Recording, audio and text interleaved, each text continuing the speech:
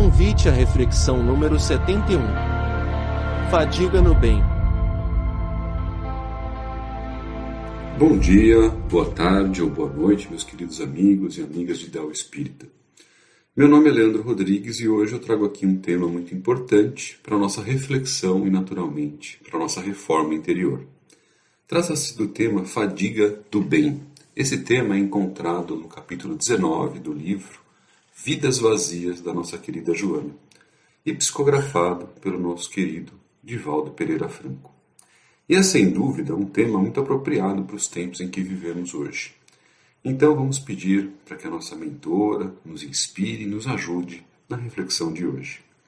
Segundo Divaldo, a nossa mentora, querida Joana, esteve estudando sobre psicologia, psicanálise e psiquiatria por 50 anos no plano espiritual, para fazer uma ponte entre a psicologia humana e o mundo espiritual, ou seja, tem muito a nos ensinar. Então, primeiramente, eu vou fazer aqui alguns depoimentos do livro, alguns destaques desse capítulo do livro, e depois quero dividir com vocês duas pequenas histórias, com exemplos que podem nos ajudar, nos inspirar a responder duas perguntas importantes que eu já deixo aqui na nossa conversa desse momento. Primeira, podemos nos cansar de fazer o bem, né? Referenciando ao tema do capítulo do livro, Fadiga do Bem. E segunda, como que a gente pode se manter no propósito de seguir pelo caminho reto, pelo caminho do bem? E neste capítulo, então, chamado Fadiga do Bem, nossa mentora nos convida a refletir algumas situações que podem nos acometer, né?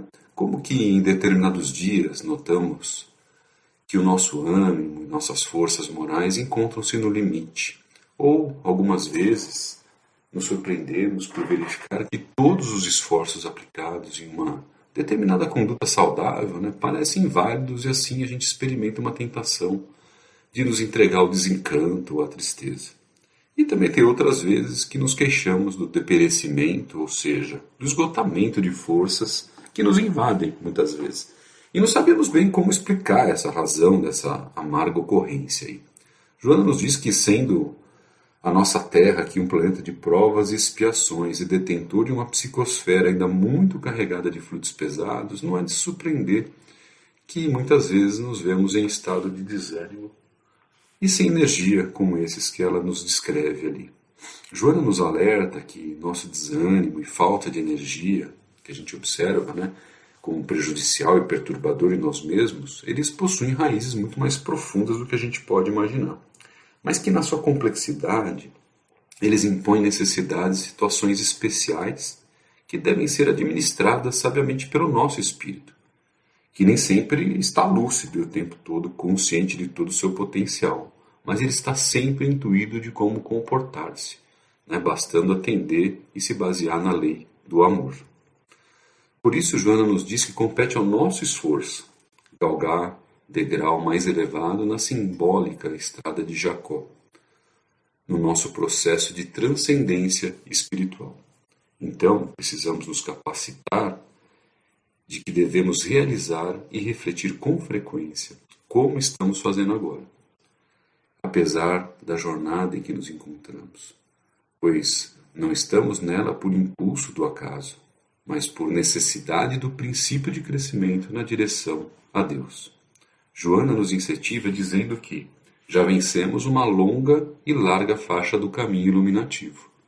E a razão nos impele, nos leva à direção da grande luz. E conclui que é sempre melhor a fadiga do bem do que o cansaço da luxúria, da lassidão da usura ou do impositivo de vícios exaustivos que a gente vê em muitas pessoas. Agora me permitam voltar àquela primeira pergunta. A gente pode ficar cansado de fazer o bem? Pois bem, para nos ajudar a refletir nessa fadiga do bem, nesse tema, eu trago aqui uma pequena história que eu quero dividir com vocês.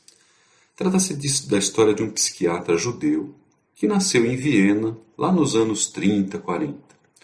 Nesses anos, ele estava em pleno desenvolvimento de suas atividades, de sua tese, na vida de psicólogo e psiquiatra. Mas sua vida mudaria radicalmente quando em meados de 1942, ele e sua mulher, que estava grávida, são surpreendidos pela polícia estadual alemã, a Gestapo, e são levados para um campo de concentração nazista e separados logo que chegam por lá. Ele, então, começa a sofrer todos os horrores daquele lugar e logo de cara já percebe a eficiência alemã não em dominar os judeus, mas sim em anular sua existência e sua dignidade. Todos que ali chegavam deixavam de ter nomes e tinham o braço queimado a ferro para receber apenas um número. E então, a partir daí, para aqueles que sobrevivessem, passavam a ter suas vidas esvaziadas. Porém, nem todos permitiam isso. E esse psiquiatra, então, decidiu que não ia se deixar vencer, se desmotivar ou esmorecer. Apesar das condições mais adversas que ele enfrentava todos os dias, ele ia permanecer firme no seu propósito do bem. E assim, por 3 anos, ele passou por 4 campos de concentração, inclusive o famoso Auschwitz. E contrariando todas as probabilidades, lutando contra a fome, o frio que fazia muito na Europa, e no inverno, humilhações, torturas físicas, psicológicas, apesar de tudo isso ele conseguiu sobreviver. Com um olhar sempre muito observador, ele reparou que nos campos de concentrações por qual ele passou, aqueles que tinham uma esperança, um projeto futuro, enfim, um propósito maior para sobreviver, que a gente poderia até chamar de espiritualidade, eles aguentavam condições adversas por mais tempo, mesmo sendo fisicamente mais fracos que outros. Ele observou que mesmo naquelas condições, haviam pessoas que persistiam na bondade, que não deixavam dobrar o seu caráter, e persistiam no amor ao próximo, em fazer o bem, e continuavam firmes ali no que era certo. Certa vez, numa madrugada muito fria, em meio aos seus trabalhos forçados de construir uma estrada, no meio do nada, estrada de ferro para o exército alemão, ele parou, lembrou de sua esposa, começou a sentir o seu amor e até sua presença. Nesse momento, ele olhou para o céu e para as estrelas e ainda conseguiu ter uma das maiores inspirações e os maiores insights de sua vida. Uma revelação que ele sempre levou consigo a partir dali, que deu ainda mais forças para ele continuar. Ele percebeu que o grande segredo da vida é que a salvação dos homens só pode se dar através do amor e no amor. E que o amor é o objetivo final e mais alto que todo homem pode aspirar. E foi então, pelo amor e pela esperança de reencontrar sua esposa, que ele manteve-se fazendo o que era correto, lutando contra o regime brutal nazista e de publicar suas ideias sobre a terapia do sentido da vida, que ele então permaneceu vivo ao longo dos 3 anos de sofrimento humano indescritível que ele teve. Tamanha era a vontade de passar seus conhecimentos adiante que ele perigosamente escondia os rabiscos de sua teoria que ele já estava formulando ali dentro da sua cueca para poder não ser pego pelos nazistas.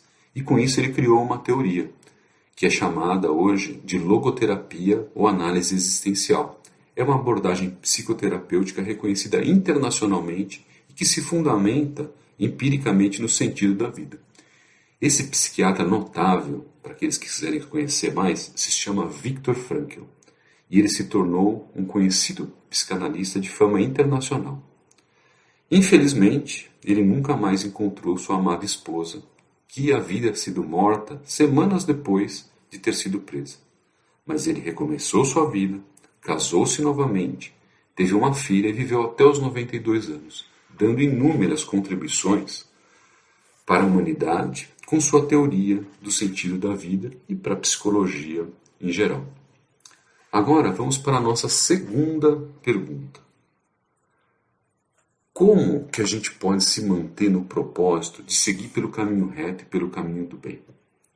E para ilustrar como a gente pode fazer isso, eu trago um exemplo do nosso querido Divaldo, que na experiência dos seus 93 anos, ele nos diz que ele também continua lutando para combater o desânimo e o cansado que por vezes o abate.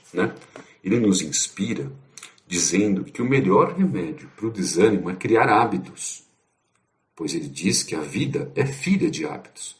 Logicamente, precisamos criar hábitos bons, e ao os criarmos, mesmo no cansaço e no desânimo, continuaremos a fazer o bem e seguir pelo caminho reto. Para comprovar esse fato, também venho aqui recorrer a uma pequena história que está no livro O Poder do Hábito. Nele, o autor, Charles Duke, nos explica que os hábitos se instalam na parte mais primitiva e mais antiga do nosso cérebro, e nos dá um exemplo intrigante. Uma vez, um certo homem que tinha por hábito todos os dias acordar de manhã, tomar seu café da manhã, ler seu jornal e sair para uma longa caminhada de quase 1 hora, esse homem foi subitamente acometido de uma doença que fez com que ele perdesse totalmente a memória de curto prazo. Pois bem, mas os hábitos surpreendentemente continuaram. E isso passou a exigir de sua mulher uma vigilância constante, porque ela sabia que se ele saísse de casa depois de ler o jornal, ele ia se perder e poderia jamais voltar para casa. Então, num certo momento, naquele momento que ele terminava o jornal, ela estava sempre lá presente para quê? Para impedir que ele saísse, após a leitura do jornal, ele saísse de casa. Mas um dia, bem na hora do café da manhã, o telefone tocou e sua mulher se distraiu por alguns minutos falando com uma amiga. E quando ela olhou para a mesa do café, não foi sua surpresa quando ela não viu mais seu marido. E notou que a porta estava aberta e ele havia saído. Ela imediatamente entrou em pânico, saiu correndo, mas não o encontrou. Pegou o carro, saiu à procura dele, passou por várias ruas do bairro, perguntou para os vizinhos, para os amigos e sem sucesso. Ficou ali procurando por quase 1 hora. Então ela retornou, apavorada, para casa e, inconformada, ligou para a polícia para denunciar a falta do marido. Enquanto ela estava falando com o policial, ela vê a porta da sua casa abrir. E, para sua surpresa, quem entra na casa? Exatamente, seu marido. E exatamente 1 hora após ter terminado a leitura do jornal. Depois, ela ainda ficou sabendo que ele havia feito o mesmo caminho de sempre, passado exatamente pelos mesmos lugares que sempre passava da sua habitual caminhada matinal. Então, meus amigos, eu divido essa história com vocês para sabermos que, além do nosso propósito de fazer o bem, que vem lá de dentro da gente, a gente pode contar com os nossos hábitos. Então, vamos nos esforçar para criar bons hábitos, hábitos de bem, e praticá-los para que mais do que eles sejam implementados no nosso cérebro primitivo, esses hábitos se instalem no nosso espírito, para que fiquem ali eternamente, pois assim, quando o desânimo nos abater, não deixaremos de realizar bons hábitos e assim continuar a serviço do nosso amado Mestre. Como Jesus e Joana nos ensinam esse livro maravilhoso que ela nos traz, a gente já venceu uma longa escala e uma longa faixa do caminho iluminativo.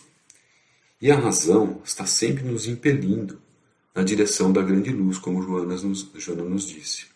E é sempre melhor a fadiga do bem do que o cansaço da luxúria, da lassidão, da usura e do impositivo dos vícios exaustivos, como nos diz Joana. Então vamos nos inspirar em exemplos como o da própria Joana, do Divaldo, que aos seus 93 anos ainda procura forças e através dos hábitos consegue continuar firme no seu propósito, e também desse psiquiatra Viktor Frankl, que sempre também dizia: quando a situação for boa, desfrute-a. Quando a situação for ruim, transforme-a. E quando a situação não puder ser transformada, olha que bacana, transforme-se, ou seja, é a nossa reforma interior que a gente precisa fazer sempre.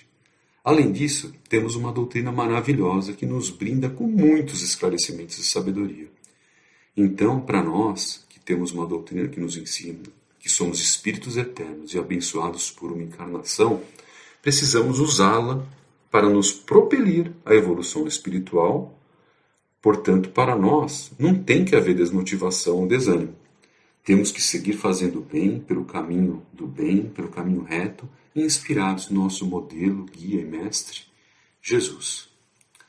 E termino então aqui a nossa conversa rogando a Jesus que abençoe os nossos lares, nossas famílias, que possamos agradecer pela oportunidade desta encarnação e pedir ao alto que nos dê forças os recursos necessários, que nos inspire a tomar as decisões corretas, apontando os caminhos para que possamos nos transformar intimamente e nos melhorar a cada dia.